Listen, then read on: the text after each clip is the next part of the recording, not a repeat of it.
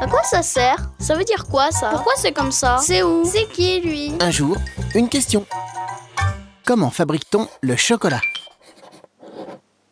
Chaque année, plus de 4 millions de tonnes de chocolat sont produites dans le monde.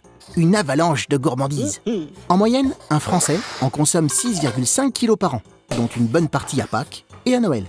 Mais au fait, les tablettes de chocolat, ça pousse dans les arbres? Pas tout à fait, mais tout commence avec un arbre originaire d'Amérique centrale, le cacaoyer. Son fruit s'appelle la cabosse.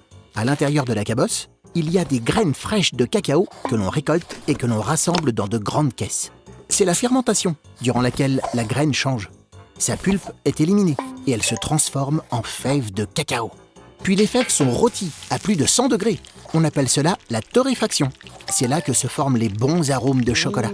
Au terme d'une série de concassages et de broyages, on obtient une pâte de cacao amer. Cette pâte connaît deux usages différents. Dans un premier cas, la pâte est pressée. Par cette opération, on sépare le beurre de cacao du cacao en poudre. Mais dans le cas où on veut faire du chocolat noir, on garde la pâte de cacao et on y ajoute du sucre. Avec de la poudre de lait en plus, ça devient du chocolat au lait. Le chocolat blanc, par contre, ne contient pas de cacao, juste du beurre de cacao, du sucre et du lait. C'est le sucre ajouté au cacao qui crée des déséquilibres alimentaires. Il y a moins de sucre dans les chocolats au pourcentage de cacao élevé. Bénéfique pour le cœur, la tension et le moral, le pur chocolat noir est plein de vertus.